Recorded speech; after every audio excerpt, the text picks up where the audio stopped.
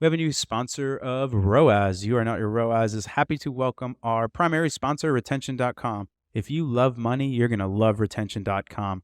You'll hear more about them later in a bit. Until then, enjoy this episode of You're Not Your ROAS exclusively on the Triple Whale Network. If I go to my all the Facebook ads that I have running for all our polos and stuff, I noticed a trend. That's why I was mentioning before, is like, these aren't just golfers anymore. Like, we've struck a chord with like the rodeo goer, the western, the ranch owner.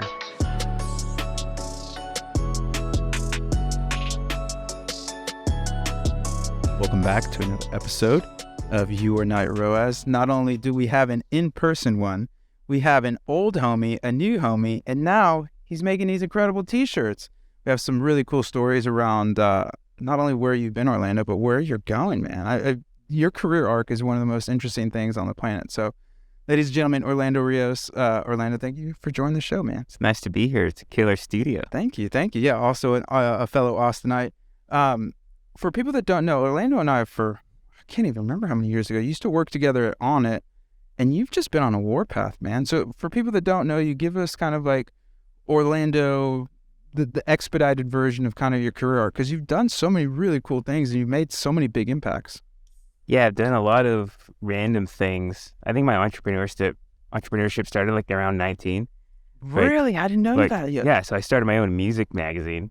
I didn't know any of this. And I was nationally distributed through Hot Topic, Tower Records, all that stuff when I was 19. What was it called? It was called Rockabilly Magazine because I was really into rockabilly music, like the 50s sounding rock and roll. Yeah. And then I started my own music festival here in Austin called the Revival Festival. No way! They ran for about 5 years. Holy smokes. We had downtown. We took over some big parking lot down there and was doing the whole thing. And somewhere in that mix of all that entrepreneurship, I was like, maybe I should get a job. Because I was playing around with a lot of money I did not have. Events get pricey quick. Yeah, I was booking bands and I didn't have the cash, and was just hoping that on show day that, the tickets were going to cover. Yeah, we had people like Jerry Lee Lewis. Like, wow. The last show that Jerry Lee Lewis ever played in Texas was my show. No here in Austin, way. Texas. Yeah. So I have those type of things, and then got in the mix, and then found myself working at On It as one of the first, I think, 20 employees. Yeah, you were there super early. Of that company. Yeah. Wow, I didn't know any of the music festival stuff. That's incredible. So you do that, you do your music festival stuff, you get to On It, you absolutely just crush with social medias there.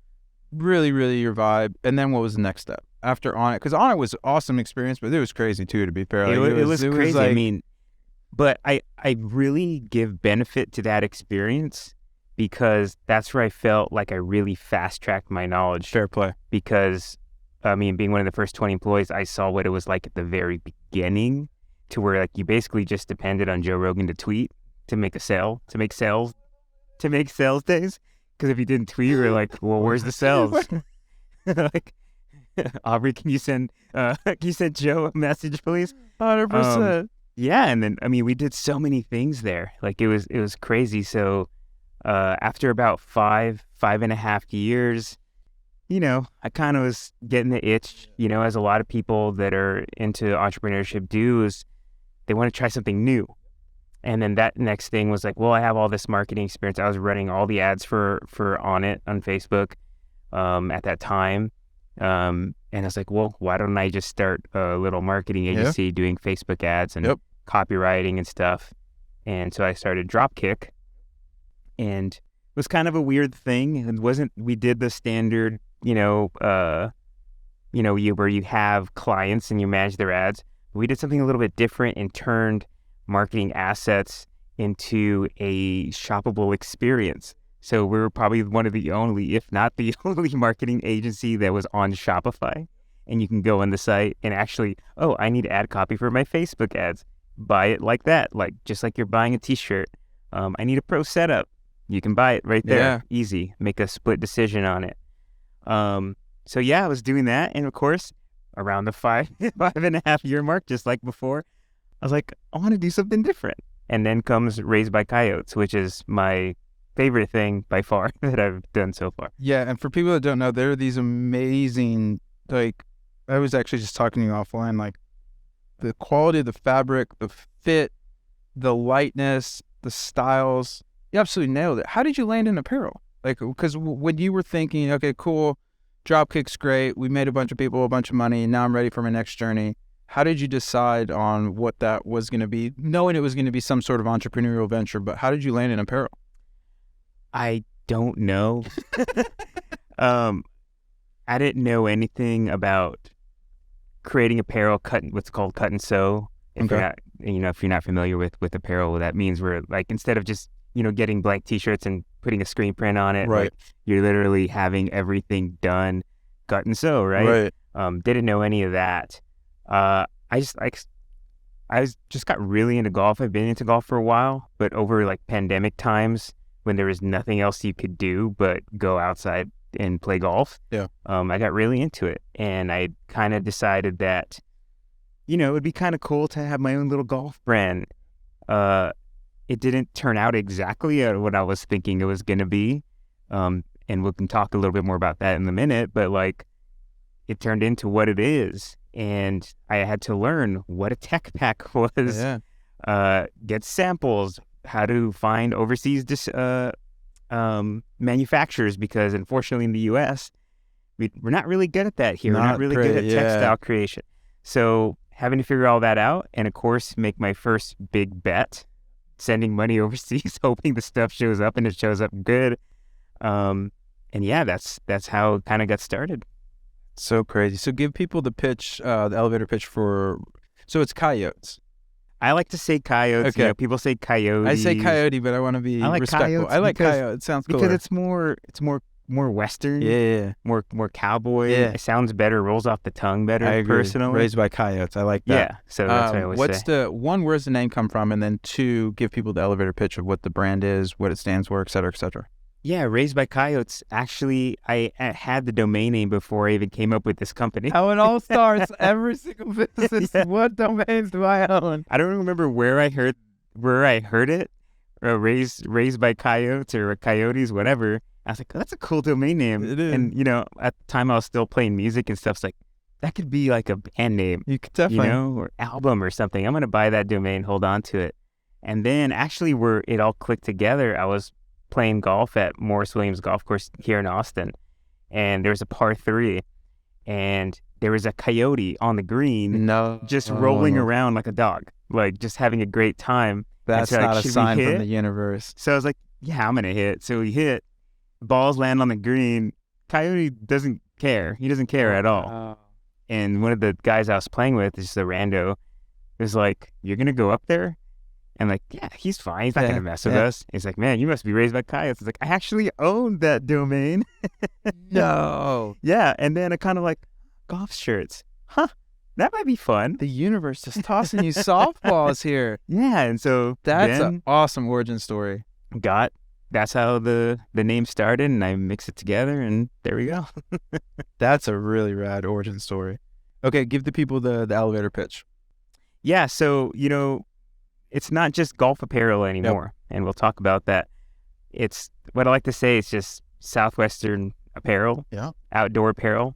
Our trademark term for our polos is our polos go everywhere. Oh, that's nice. That's a great line. Because they do. They're not just golf polos. And if you look at our reviews on our site, our photo reviews that are submitted by our customers, they're not just wearing them to play golf. Yeah. People are tucking them into their Wranglers, going out to the honky tonk. They wear them out to parties, wherever. Like, so I would 100% wear this out. Like, yeah, no, it's so interesting too, because you struck I think one of the challenges that you've really overcome with this brand is that kind of dichotomy between athletic and leisure wear, right? Mm-hmm. Like, if it's too athletic, it's like you feel kind of either weird wearing like a tailor-made shirt or something. Like, you feel weird wearing that out to like a drinks or something. Yeah, unless you're like 60. Yeah, exactly. And then it's profiling purposes and only. You have it tucked in with no belt. Exactly. Yeah.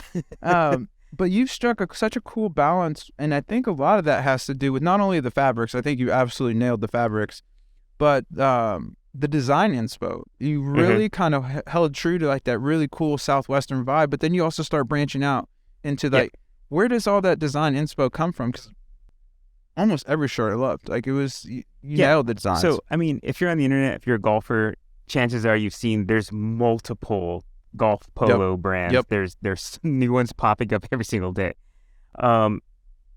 So one of the things that I really wanted to hone in on was like, and it's a kind of cliche thing. I want to be different, right? But what does that mean? So with the designs, and by the way, I'm not actually designing these. I have a great designer, my one employee that I work with. Okay. And we work really well together. And, I feed concepts, she feeds concepts, and we work together. I love that. To make these things possible. Yeah. Every shirt design, every hat design we have has a little bit of a story behind it. I'll give you an example. Like this one is the one that I'm wearing today. It's called the Rio Grande. Yep. That feeds from when I was a kid living in South Texas. I'd always see these little green and blue birds come around springtime and stuff like that. And I always thought they were parrots, so I would think they were parrots, but obviously they're not parrots. And so I would talk to them like, well, you want a cracker, like an idiot. I was a kid. But so those type of things that I thought about are what kind of feeds into designs. So it's like, let's do a Rio Grande because I know that a lot of people in South Texas, they're going to know what that means. They're going to have that connection. And so instead of just seeing a rando polo with a rando design on it come across their feed, they're going to have a connection with it. So we do really that, cool. With this. We do that with our Texas barbecue polo, which is pretty crazy. But people like are really hardcore about their Texas barbecue. And so people like, identify with that. Or, I know who to get this for. Yeah. Those type of things. So we're always thinking of little stories along with every single design. Man, I think that's so brilliant. I have a thesis really that I think people experience the world in stories. And so the more you can not only give them and wrap up your product in a really cool narrative, it gives them in a way like the cliff notes or the talking points to then kind of go brag like, oh, that's a cool shirt. Yeah, it is a cool shirt. It's actually the Rio Grande Blue Jay, blah, blah, blah. Like, and I think that's so important because you can, to your point, like, especially with this type of brand and style, you never want it to become like this weird, like to your point of like competing with these other commoditized golf shirts. Like you can wear this shirt everywhere. Yeah, you can crush it with golf. Then you can wear it to the mid-house, or you can go to whatever, a bar or what have you. And I think it's a really cool idea to have that stories. How many designs do you crank out? Like, what are you guys doing usually? Like, or say per month or something like that? One? Man, I don't even know. Two, a lot less? I don't even know. Yeah. I mean, we don't force anything. I love that. Yeah, it's this is cool. When inspiration strikes. She's always creating stuff. Some stuff, I don't know. We'll come back to it. Yep. But if something like just hits, like, I feel this. Like this one feels. Yeah.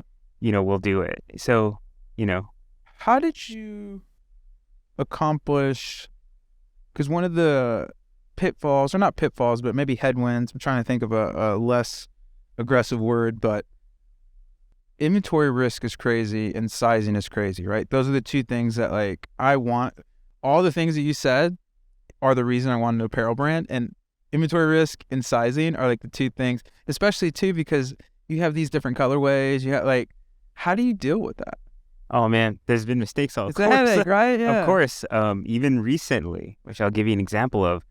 But when you're talking about colorways, I always start off with the most minimum order amount possible for a cut and sew when we're introducing a brand new design, unless I just have a real, like, this is going to be it, Let me cut you off real quick. With cut and sew, how does that work? Do you buy the fabric and then the fabric gets assembled?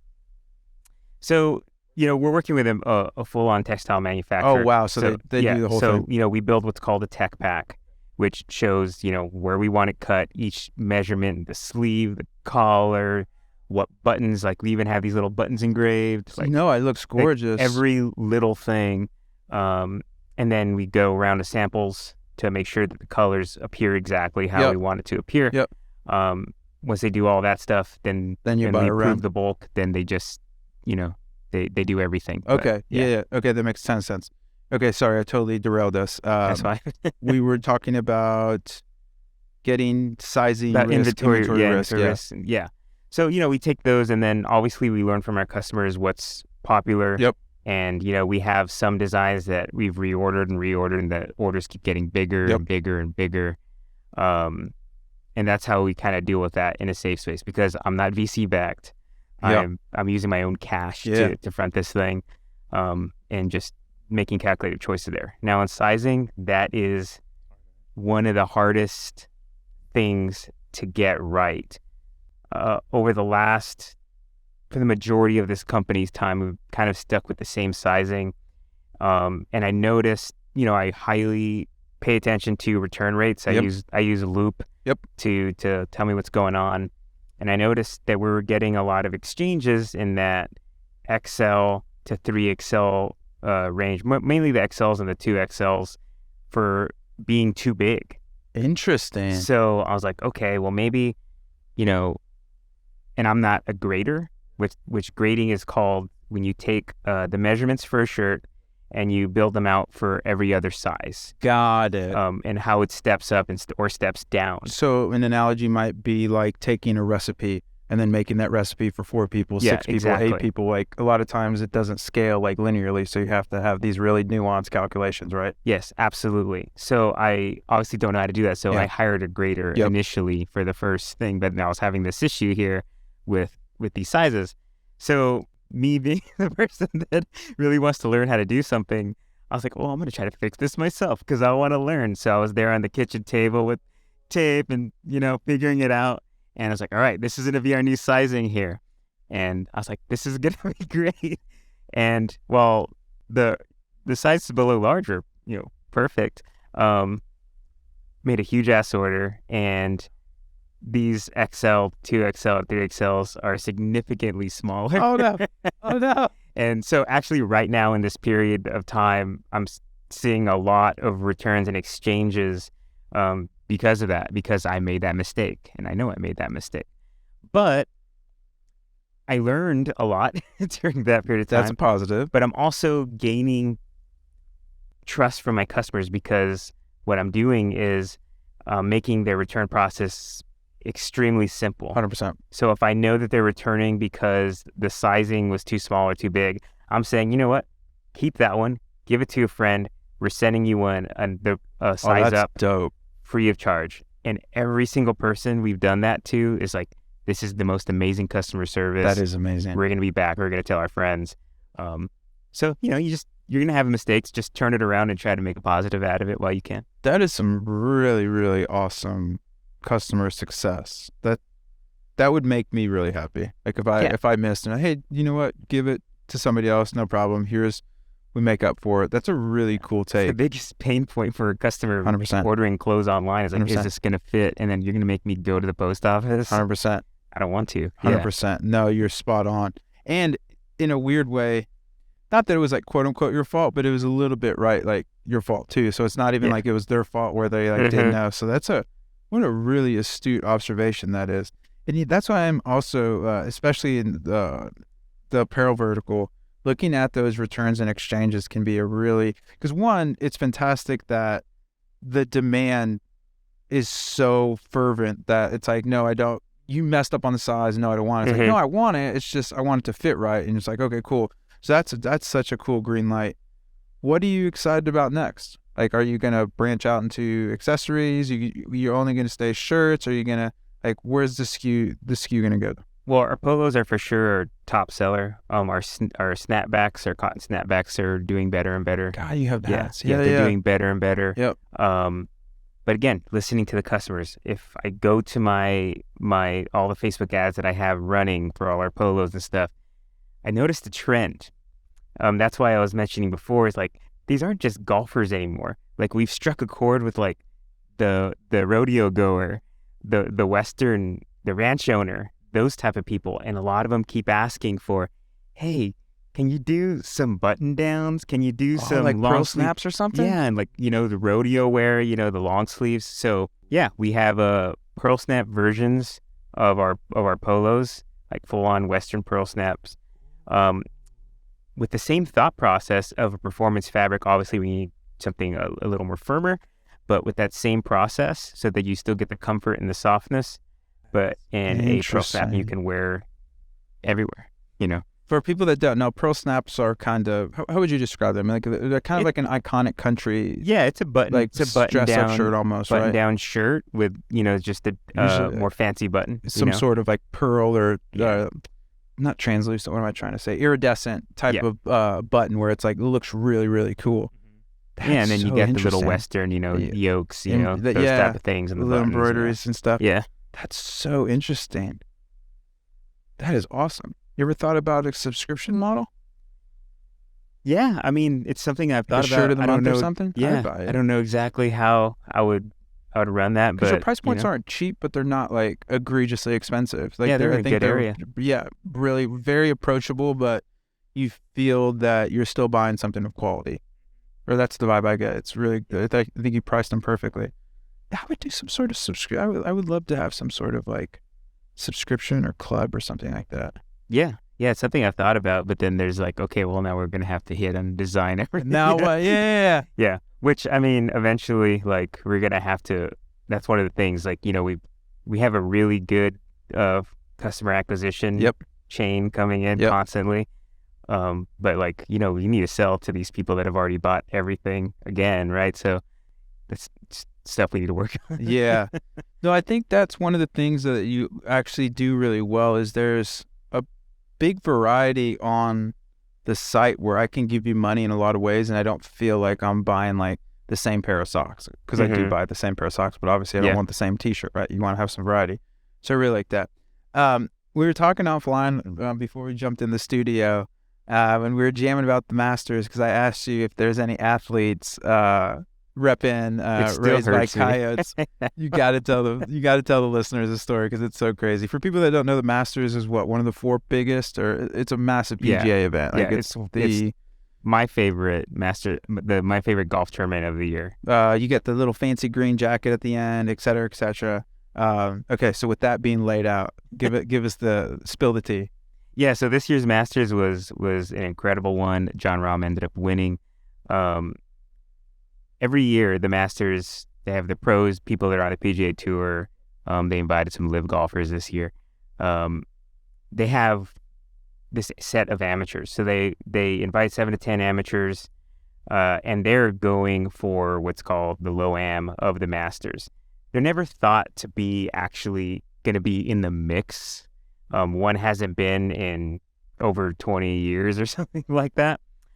This year was a little bit different. There is a golfer named Sam Bennett who was from Texas A&M who was playing lights out for the first 2 days and found himself in second place. Which is, to your point, like not only unheard of, it's literally unfathomable almost. It's beyond the Cinderella story for like people that watch college basketball, like having that absolutely crazy seed going into the Final Four. Like this is like this times 10 almost. Like I mean, it just doesn't happen. Yeah. So this kid, he's 21 or something like that, still in school at Texas A&M. Second place, he's being featured like news. He's on every social media thing. Like this is amazing. Could this kid possibly win? He's in the final group with like the best players in the entire world. And I'm like, oh my God. Last year in September, I was talking to him through the Coyotes Instagram. Oh no. And I sent him a bunch of hats. He asked for them. And then he asked me for polos to wear. I left the boy on read. Oh no, we left him on red. Oh no. Well, for good reason. I was completely sold out at that time. I had nothing to send him, but I just totally forgot to go back to that.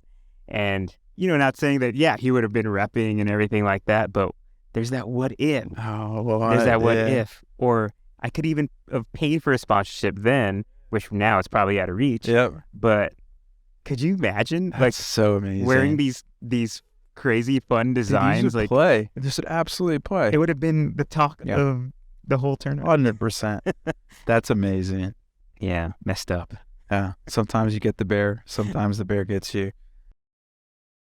Retention.com is not only just sponsoring Your Not Your ROAS. Retention.com is here to help you make more monies from your email campaigns. They're an amazing resource for marketers, and you can see all their podcasts and resources right on their site, including the 5 fundamental flows you need to grow. Go check it out at retention.com or in the link below. Now back to the show. What's your like acquisition strategy look like? Like, what do you guys, are you Google, Facebook? Are you doing anything on the TikToks? Like, give some people some color there. Yeah, mainly Facebook ads. That's what I've been the best at for many years. Mess with TikTok, get some good results there. But you did? Yeah. Okay. I feel like I just can't scale there.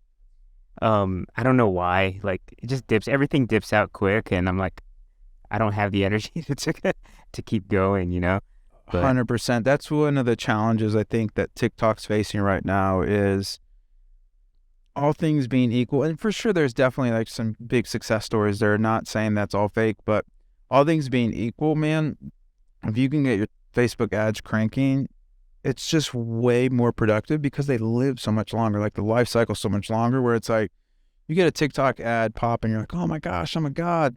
And then like a day later, you were spending $5-10K a day, and now you just burnt all that money because the ad just fell off a cliff. There's like no warning signs for it, and it gets to a place of like the juice just ain't worth the squeeze. Where it's just like, let me make creatives that are gonna bang on Facebook and Instagram, and then I can just scale those. Because same here, man. We found even for Triple Whale, we had a really good run at TikTok. Few videos over 1 million views, like the whole kind of vanity metric thing. Zero business impact. Like it's just hard sometimes to get people from TikTok to, especially for a B2B SaaS company. It's like it ain't the path. Yeah, and then you kind of think, well, what if I just stack that money but into Facebook? Because you haven't reached the potential. 100%. Right. 100%. So a lot of people say this on Twitter. Just own one channel first, right? And it takes a lot. It does. The ceiling's very high. I would argue Facebook and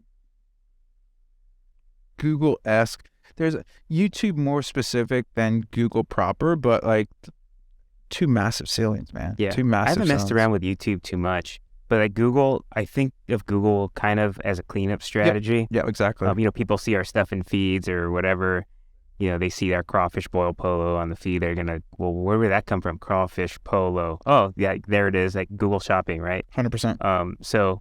But yeah, I think all in on Facebook, which I'm currently restricted from using. So you got got? What happened? Yeah, I logged in on vacation, and so me personally am currently restricted. I have been for 60 days, but all my accounts are still running because I didn't break any policies. So. Everything's still spending. Love to see it. You love to see it. Yeah. That's incredible. What are your thoughts on Advantage Plus? Are you running them? Yeah. You like them? I've seen some good stuff. Yeah? I'm running both at the same time. Oh, really? Yeah. So I'm running. Say more. That's I'm interesting. running Advantage Plus with the same ads and running just the standard conversion campaign at the same time. CBO, ABO. What do you like? CBO. CBO. Yeah. Just one ad set in there. One broad ad set. And yeah, they're both performing great. I mean, that's so interesting. Advantage Plus may be doing a little bit better at times, but like it's kind of neck and neck. Interesting. And you don't have any spend issues with the Advantage Plus underspending? Like you're getting the money out? Amazing. It's spending. I think it's amazing. Maybe if I had my access, right? I might, just put everything all into one Advantage Plus campaign, and maybe keep the standard campaign as a testing ground. Right. But actually, I said this on Twitter too. It's like I kind of feel maybe the restriction is making me more successful because can't touch it. I can't touch it. But I used to make touches almost every day, every other day. And now to get a change, like I have to get my assistant to go in and screen share. Okay, now press this button. Now do this. Now move that. Like, how interesting. So it's making me just Facebook's making you make more money. And that was the intention. That's beautiful, man. Where do you see kind of like the next 2 to 3 years of D2C heading? And also, ancillary question, is retail on the horizon? Yeah. So where do I see it heading? I don't know, man.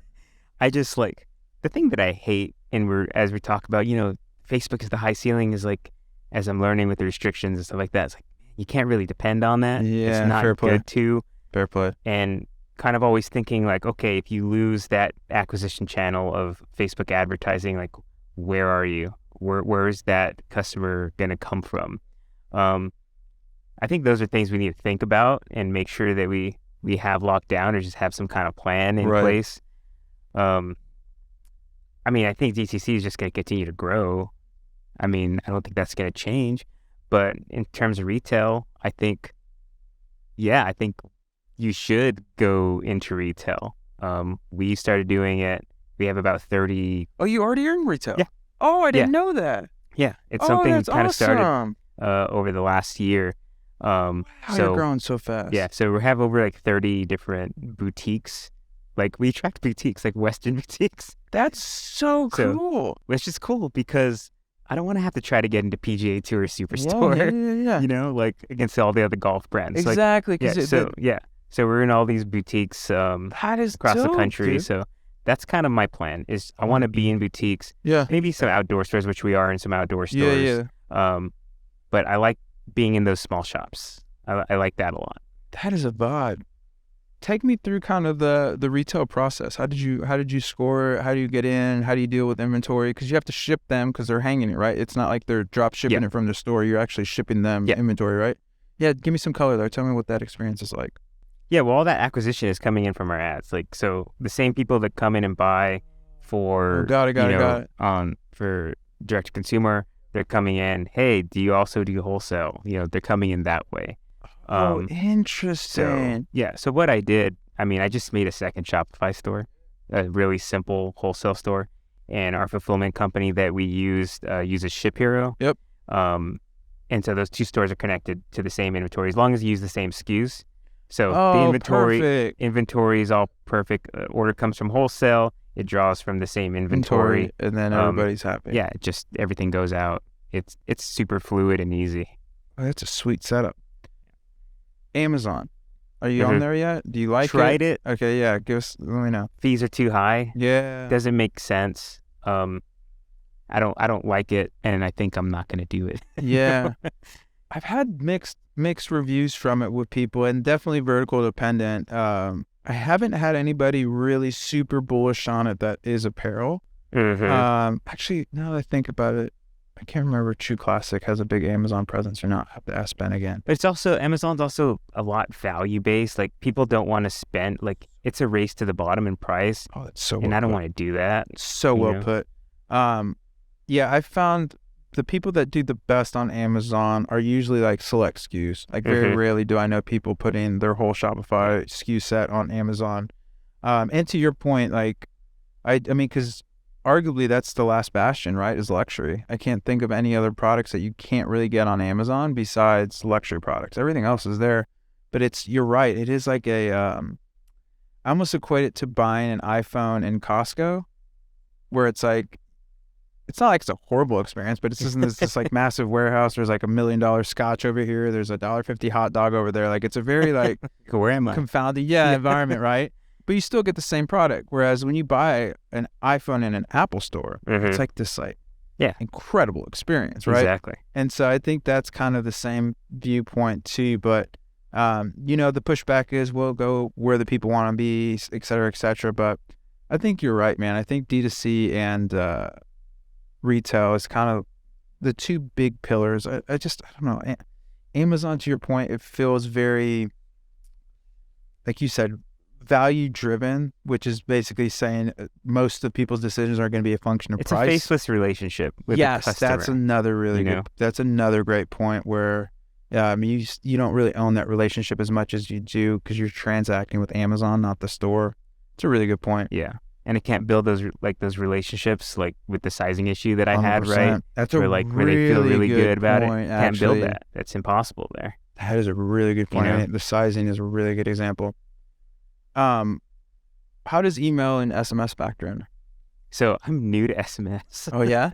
What do you, Klaviyo, Attentive? Klaviyo. Yeah, okay. I was trying to figure out which one to use recently, and I've been using Klaviyo forever, but SMS was like a first kind of thing. So what I did is, springtime is good time for us, obviously, right? So as I knew this new batch is coming in, there's a lot of people that have been wanting designs that have been sold out over that winter period. Yeah.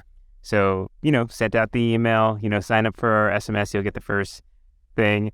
Dude, I was like, why wasn't I doing SMS The little earlier? print money button. Dude, the first little thing, hey, these are in stock. Had a Black Friday sales day, basically. Oh my gosh. On that. I'm like, God, Orlando, why'd you wait so long? That's amazing. Yeah. I thought it was going to be too invasive, but, I guess people are okay with it. People are okay with it. I find it really, the most success I've found with it was, to your point, it is really invasive. Or invasive might be the wrong word. I think intimate, and you can't abuse that intimacy because like most people are going to read it. And so I found like sometimes I have a proclivity to be like clever and like send gifts and stuff. Dude, and like your point, we're back in stock. Here's a discount or here's a link. Have fun. You rock. Like that just straight up kind of like. That's like I'm trying to figure out is like, what is SMS worthy? Like what is the SMS worthy thing? That's a good point. Because I probably wouldn't send more, me personally right now in my head, I would not send more than 1 month.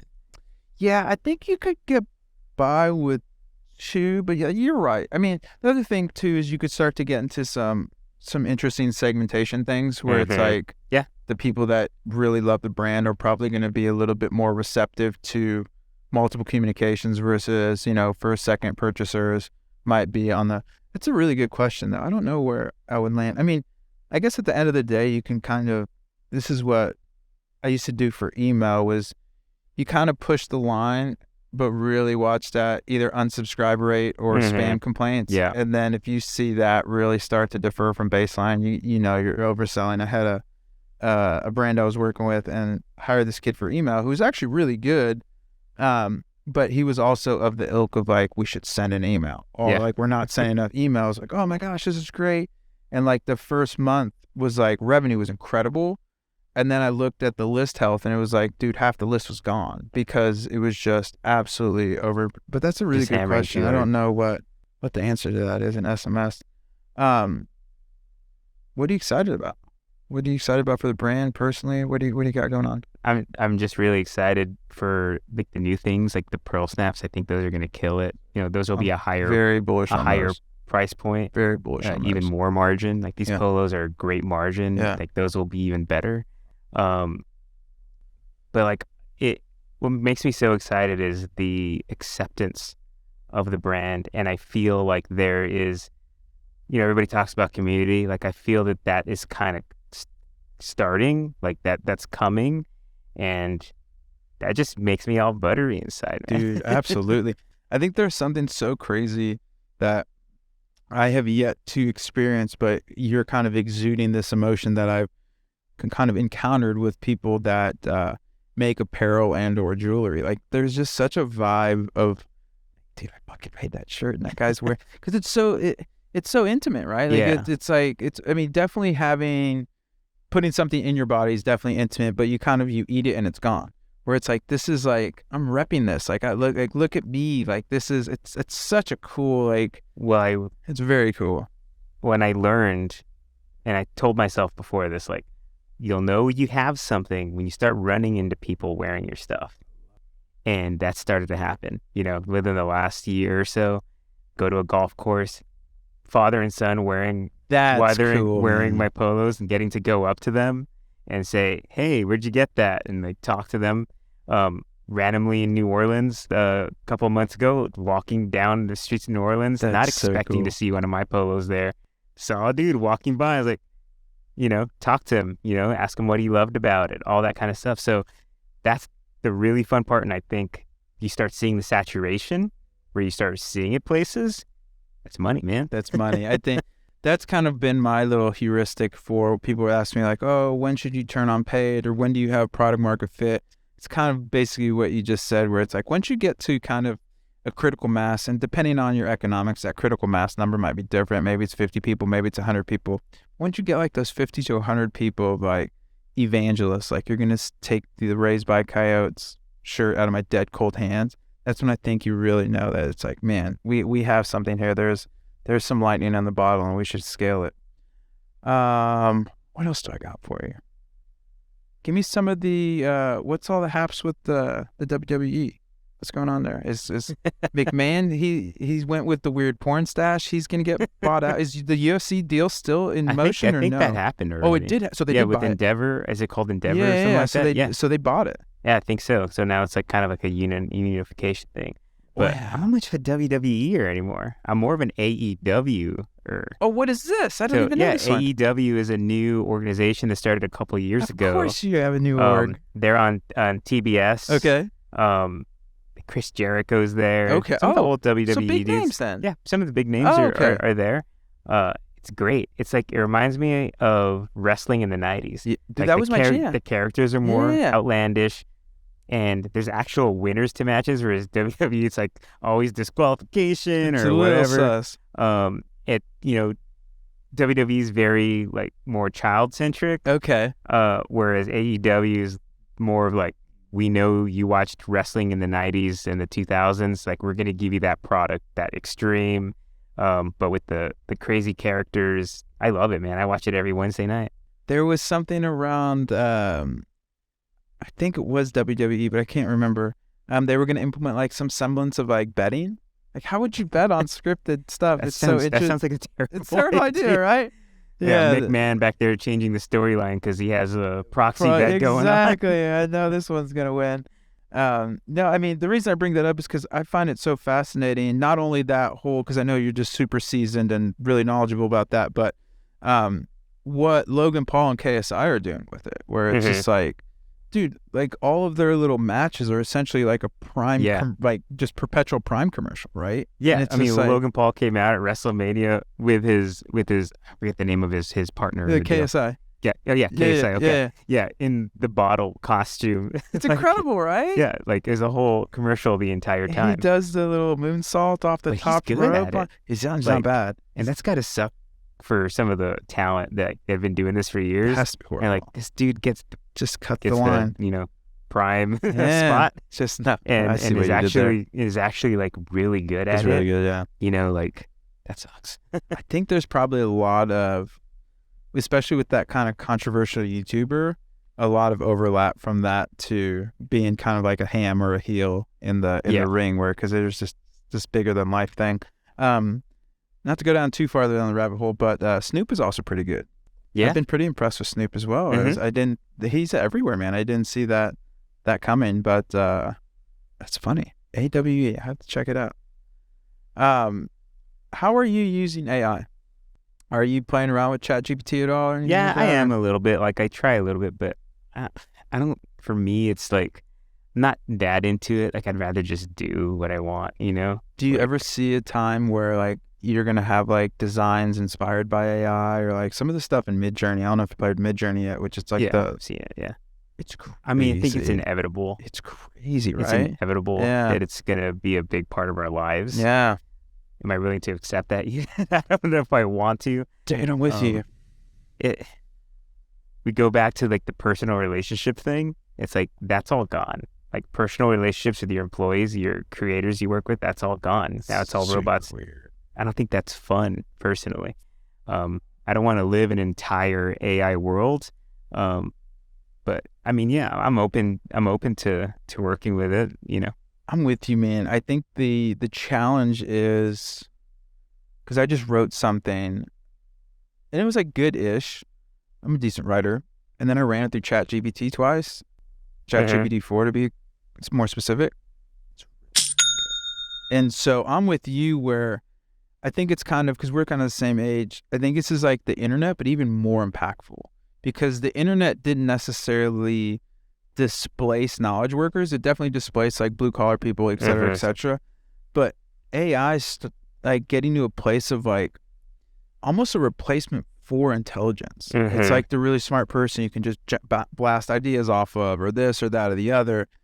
And I don't think the world's ever seen anything like that. So it's one thing to replace the truck drivers, skill them up, do this, that, and the other. But like, what happens when you replace all the doctors? What happens when you replace all the lawyers? Like all these high-skilled, high-earning people, it gets into some really interesting things. And to also to your point of like, if I wrote you like a birthday card and then I wrote you a birthday card in AI, which one's more valuable? Even if there's like an actual discernible happiness that the AI one generates, like I think there's going to be some weirdness there of like, oh, well, I really liked it, but it's AI, so I don't like it or something. I mean, in a lot of ways, I think it's dangerous because it takes away your learning process. Totally. People are going to get very dumb.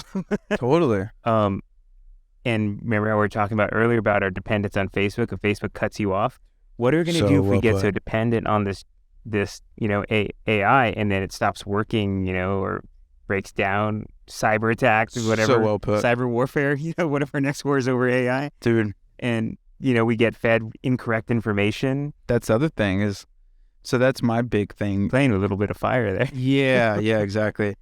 Is it either goes one way, which is just total nihilism, nothing's real, nothing matters, or there needs to be some semblance of a verification that I know this is actually real, not AI. But then that's a whole nother quagmire of like who runs the verification, who has input on that. So yeah, I don't know. I'm definitely bullish on the AI stuff, but I think there's some real knock-on effects. And to your point, I think there's some like bells you can't unring if we cross those thresholds that it's going to get kind of weird where it's like going to be hard to put the genie back in the bottle. But dude, this is incredible. Yes, it's fun. I can't believe what a cool, crazy career arc. That is nuts, man. We didn't even talk about the one we shouldn't talk about. The very, very early career. We'll leave that for pod part, dude. Yeah, you can go do your own research. Yeah, you could do that. Some of you will get that joke, and I love it. How can people follow you? Are you a Mentor Pass? I'm not, no. No. Dude, I got you. Do you want on? Sure. Okay, yeah, dude, I gotta get Kenny to get you on. It's awesome Mentor Passes. How can people follow you? How can they buy shirts? How can they support you? When the Pearl Snap's coming out, this time's yours, my friend. Yeah, Orlando Rios on Twitter is where you can find me most. RaisedByCoyotes.com and find us there on Instagram as well. Amazing. Are you doing a newsletter or anything for this? For me personally? No, or for the Coyotes? site. For Coyotes. Yeah. Okay, cool. Yeah. Get on the newsletter. If you are watching the YouTubes, it's just TripleWell or youtube.com/TripleWell, so you can see these phenomenal shirts. I'm telling you, folks, he really nailed it. And to your point, these little like Easter eggs of like the emboldened or not, what is it? Not embossed, debossed, right? Yeah. What is it called? Yeah, debossed buttons. Really, really just super quality stuff. Super quality human. Go buy a shirt. Go follow Orlando. Fantastic feed. If you do want to get more involved in TripleWell, it's triplewell.com. And then, like I said, we have a fantastic newsletter that goes out called Whale Mail every Tuesday, Thursday. We give out free merch at the end of every show. Okay. What's the safe word? Safe word. Man, put on the spot. On the spot. How about howl? Howl. Oh, fantastic. Amazing. On brand. So if you message me at Robert Rahill or on LinkedIn, Robert Rahill, howl, send me your size and address and we'll get you some merch sent out. Lando, dude, thank you so much, man. I'm so proud of you. Like what you've accomplished. And this is just, man, people don't understand how hard it is to build a brand and how much stress, especially when you're doing it with your own money because you feel every dollar, which is like a blessing and a curse, right? Like you're super frugal, so you make sure, but it's also like, dude, if this what's up? Like we're eating beans and tuna for a minute. Yeah. So just incredible stuff, man. Thanks for taking the time. We'll do it again Absolutely, soon. man. This is really fun. All right, folks, go subscribe, go leave a review. Again, we're on the YouTubes, any other podcatchers, and then we have a fantastic sister show called Adspend that you can grab also on your podcast catcher of choice. That's just me and Ashvin Mawani jamming with the third chair. We bring in a new guest every week and get really deep in the tactics. Lando, you're the best. Thanks so much. Thanks, man. All right, folks, that's another ROAS in the books. We'll see you soon. Bye-bye.